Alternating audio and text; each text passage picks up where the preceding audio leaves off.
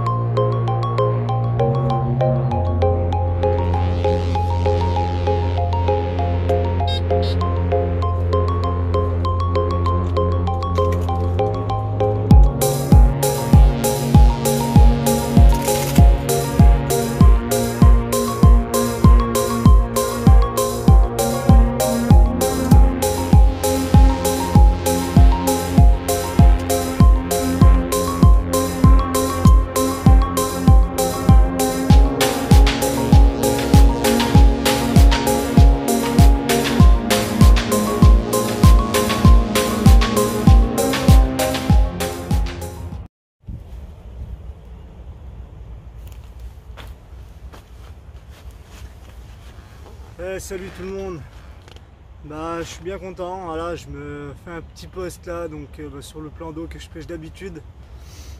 Il y a du monde qui pêche, donc du coup moi j'ai croisé un Belge et un Hollandais ou deux Belges, je sais plus, et apparemment il y en a un, c'est un grand pêcheur, il est super connu, Jim Verlich si je me trompe pas, et du coup je suis passé sur le post, on a discuté là et bonne nouvelle, il a fait des poissons, c'est vraiment intéressant.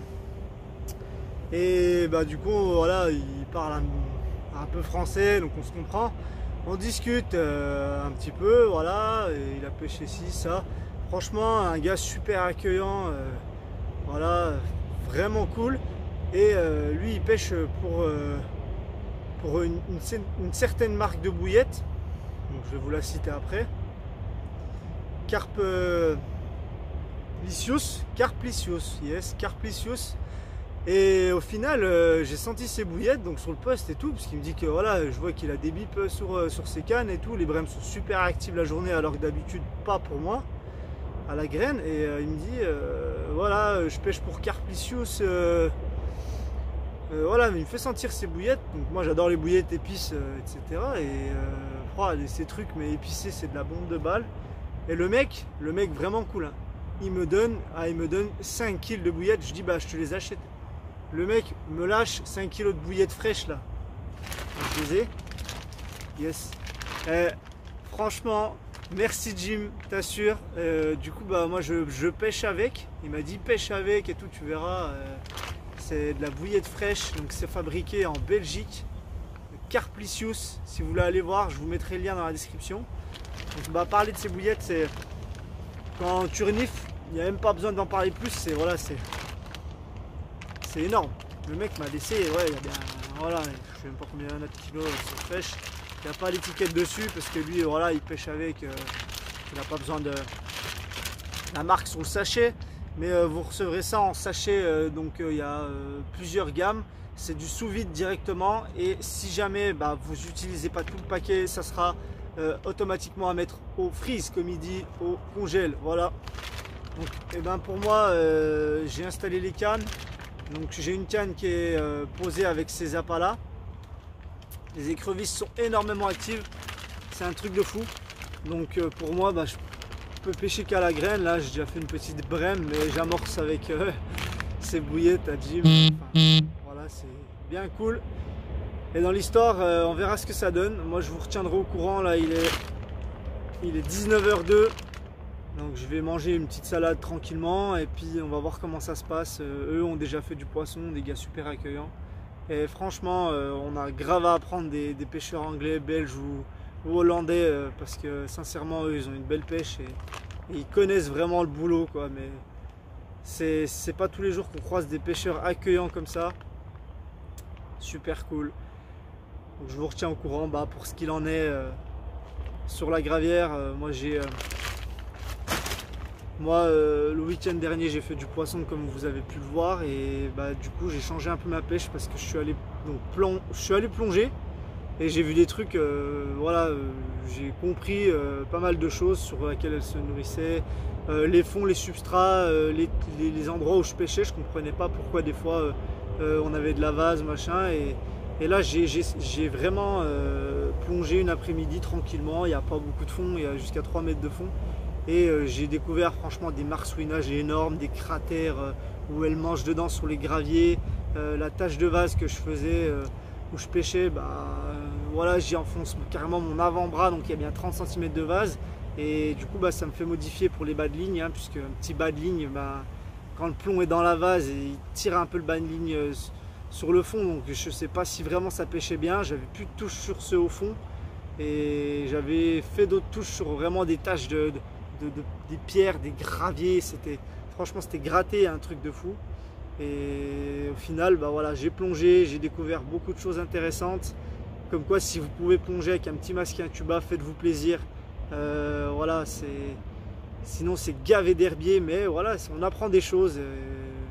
On verra par la suite si ma stratégie paye.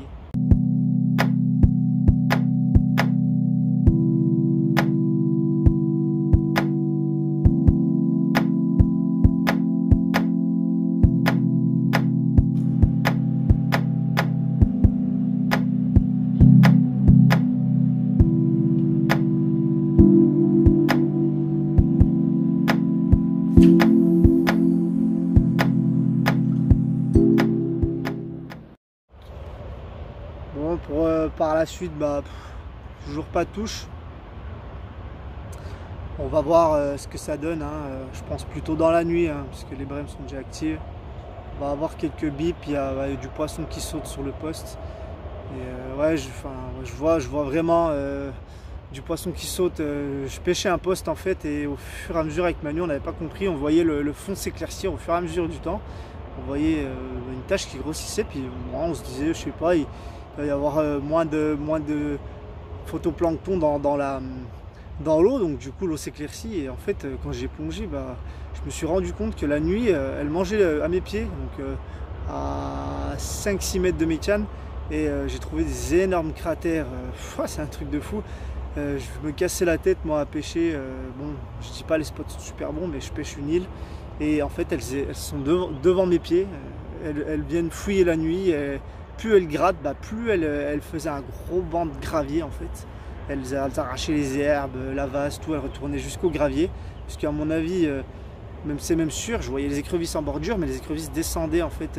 Ça refaisait un banc d'herbe et après ça refaisait la grosse tache. Elles dégommaient les écrevisses devant. C'était un truc de fou. Donc j'ai compris pourquoi en fait j'avais autant de bips sur mes cannes. Dans la nuit, ça tapait sur mes sillons, mais j'avais pas de touche et rien. Donc en fait, vu que j'avais coulé mes fils, ça passait vraiment sur leur chemin, sur l'endroit où elles s'amorçaient. Et ça tapait dans les fils, elles bouffaient toute la nuit sur cette tâche que j'ai découvert. Je la pêcherai plus tard. Là, j'ai d'autres tâches à pêcher. Et je suis allé voir pareil la cassure de l'île. Donc c'est vraiment des marsouinages, c'est gratté. Sur pas grand chose, hein. C'est vraiment en bas de la cassure, il faut le voir visuellement, vous avez un angle, ça vous fait un petit angle, c'est énorme. Et sur 30-40 cm, il y a les marsouinages derrière le bas de la cassure, donc les écrevisses doivent remonter ou redescendre la nuit. Et tout est là, et après, 1 mètre derrière, hop, ça repart sur un banc d'herbier. C'est un truc de fou. Et elle bouffe tout sous les arbres, tout sous la cassure de l'île. Voilà, c'est comme quoi, il faut vraiment le voir pour comprendre. Moi, je pensais que c'était pas propre, et non. Je me trompais, donc je comprenais pourquoi après le poisson il remontait tout le temps là-bas. Je voyais des carpes remonter, mais je pêchais pas à ce poste-là. Donc voilà, mais je suis confiant maintenant sur ce plan d'eau, je comprends un peu plus les choses et on va essayer vraiment de sortir des beaux poissons. Il y a des beaux poissons à faire, mais ils sont difficiles, mais franchement, il y a moyen de se régaler et d'exploser ses records.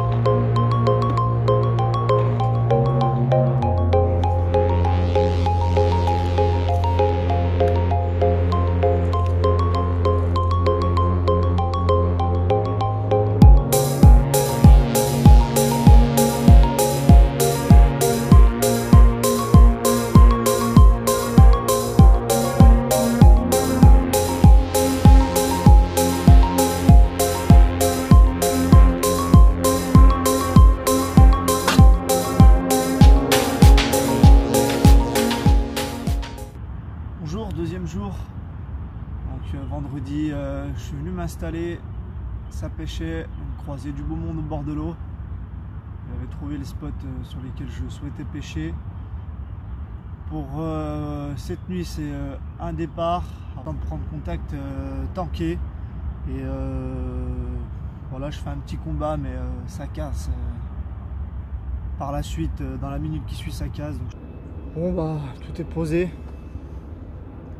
Du coup, j'ai repris à peu près les mêmes spots que hier, parce que vu qu'il y a des gens qui pêchent le carnat aussi dans le coin, et j'avais pas envie que les flottes tubes viennent. Ils me ramènent mes lignes, il fallait retendre, ça me bouffe de la batterie sur le bateau amorceur, ça me bouffe de l'amorçage, ça me bouffe du temps, je peux pas me reposer. Donc pour moi la stratégie est bonne, donc j'ai repris juste le poste à Jim là, il est parti ce matin.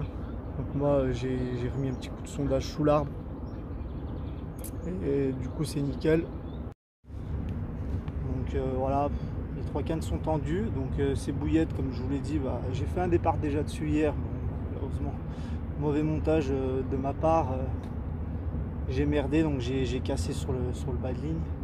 Elle était vraiment déjà tankée dans les bois. Donc Carplicius, je vous rappelle, Carplicius, allez voir, c'est franchement... par contre niveau brème, s'il y a de la brème, vous allez vous amuser puisque c'est H24 de la brème. Elle tape dessus, c'est un truc de fou, ça les rend folles, mais après c'est de la bille en, je crois c'est du 22 ou 24 mm, donc ça laisse déjà vraiment un bel appât au bout de l'hameçon, donc vous pouvez déjà sélectionner vos poissons avec facilement.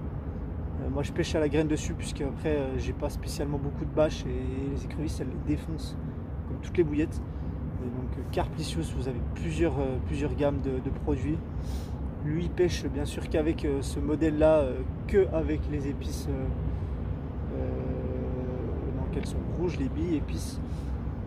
J'ai pas plus de détails que ça, il faudrait aller voir sur le site, j'ai pas eu le temps d'y aller. Donc faites un tour si vous souhaitez, c'est en Belgique. Et il fait des beaux poissons, ils ont leur page Facebook, je vous mettrai tout ça dans le lien.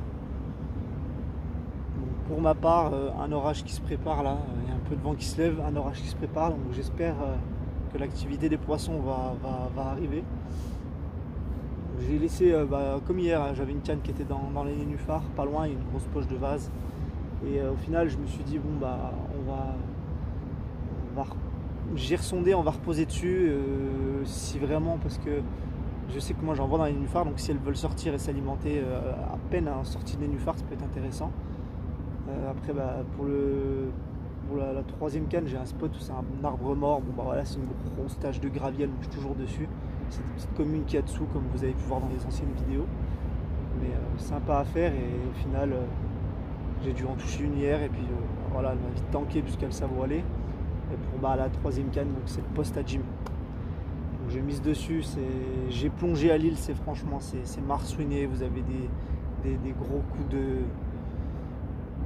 bouche de carpe voilà, qui fouillent pour avoir les écrevisses, pour manger tout ce qui est les larves, tout ce qui tombe dans l'eau en bouffe naturelle, parce qu'il est énormément gavé de bouffe naturelle.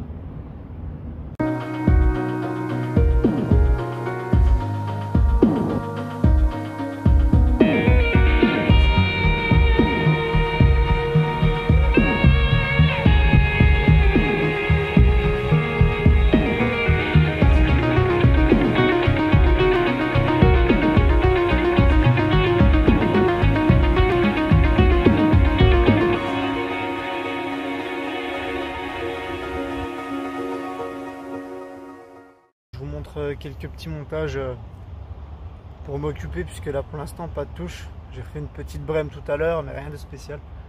Et là du coup pour cette nuit je vais faire des montages assez résistants, puisque du coup j'ai cassé sur un poisson cette nuit, c'est bien dommage. Donc du coup je suis passé sur de la tresse pour éviter l'abrasion s'il y a pas mal de moules ou de branches au fond de l'eau assez coupantes, ou voilà. Donc là voilà mon montage, donc tout en tresse. Franchement c'est le basique, hein.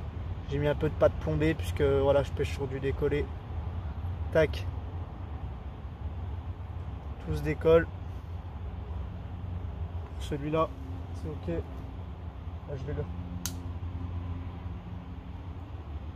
vais le replacer. Là, pareil, tout en tresse, hein, c'est de la grosse tresse. Là, j'ai vraiment monté résistant. Donc là, j'ai un dérigue en tresse, pareil avec la pâte plombée, puisque je vais le décoller. Donc celui-ci va pêcher aussi à la graine. Je me suis amorcé un autre petit spot. Là, il y a une espèce de bois mort qui ressort, enfin un arbre dans l'eau. Et j'ai sondé dessous, c'est vraiment à côté de mon spot. Il y a 1,50 m d'eau, il y a du gravier. Donc des fois, peut-être qu'elles viendront en extrême bordure cette nuit s'alimenter. J'ai mis quelques dizaines de bouillettes de chez Carplicius, donc épices. Je vais faire que à la bouillette ou peut-être à la main quelques grains de maïs, histoire de faire fouiller la carpe. On verra, je vais réfléchir. Donc pour ce montage, des rings, agressivité et voilà. Un anti-tangle pour voilà, éviter tout problème. Toujours ma petite plaquette là de montage. Donc du coup je les ai tous retestés, puisque voilà, j'ai des montages qui passent de tresse à tête de ligne, et en finale quand elle a cassé, moi c'est le nœud qui a lâché. Donc celui-ci, ça sera un montage bouillette décollé. Là c'est vraiment pour esquiver les tanches et les brèmes. Donc un nœud sans nœud simple, un hameçon. Et voilà, il y a la différence, donc c'est de la tresse articulée. Hop, sur de la tête de ligne et un anti-tangle. Voilà, je vais replacer tout ça, et puis c'est des fois une petite carpe en maraude dans le coin. Mais la journée c'est vraiment compliqué, on a beau relancer le coup.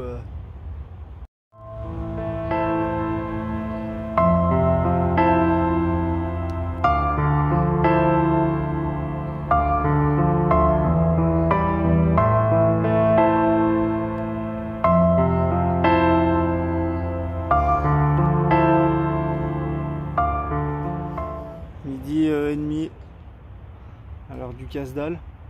Pour moi c'est remballe du poste. J'ai bien dormi cette nuit, malheureusement. J'ai pas fait un poisson, rien. Et ce matin j'ai été réveillé avec un départ fulgurant. La canne qui est sortie carrément du rod pod. C'est le détecteur qui tenait la canne avec le moulinet. Et je saute sur la canne, gros rush. Donc sur la canne j'avais posé en bas de cassure de l'île. Et puis un petit combat, donc je tiens le poisson sur 2-3 minutes. Et malheureusement je le décroche assez loin de la berge. Il se tangue dans l'herbier, puis ça décroche. Donc pour moi, malheureusement, fin du bal, puisqu'après plus de touches, et puis là il commence vraiment à faire chaud, donc plus rien. Mais c'est que partie remise. Donc je vais vous laisser par la suite, hein. Moi je vais remballer tranquillement, puis on verra par la suite. Je vais voir si je reviens à pêcher ou autre, voir ce que ça peut donner ailleurs, si je peux faire des poissons autres que ici, puisque là c'est vraiment compliqué quand même. Mais après j'ai fait deux déroules, hein. Vendredi, comme j'avais dit vendredi, malheureusement vendredi une casse là à 5-6 mètres de moi, dans les arbres. Voilà, faut vraiment être vif sur les touches, vraiment ferrer tout de suite derrière, quoi. Pourtant le biwi il est à 1 mètre de mes cannes, mais bon, voilà, dès qu'elles prennent le fil c'est fini. Et puis après, moi pour la deuxième décroche, pas de solution, c'est peut-être encore le montage fautif. Pourtant le montage a été fait propre, donc on verra par la suite. Revoir, mais ma stratégie a bien payé. J'avais déplacé les cannes, ça a marché. Les billes Carplicius, donc je pense qu'on fait le boulot aussi sur les touches, détection de touches. Mélanger un peu de grains de maïs, et ça a payé. Mais bon, pas de poisson en vidéo, je suis désolé. Allez, on se retrouve bientôt, mais ce coup-ci il y aura du poisson.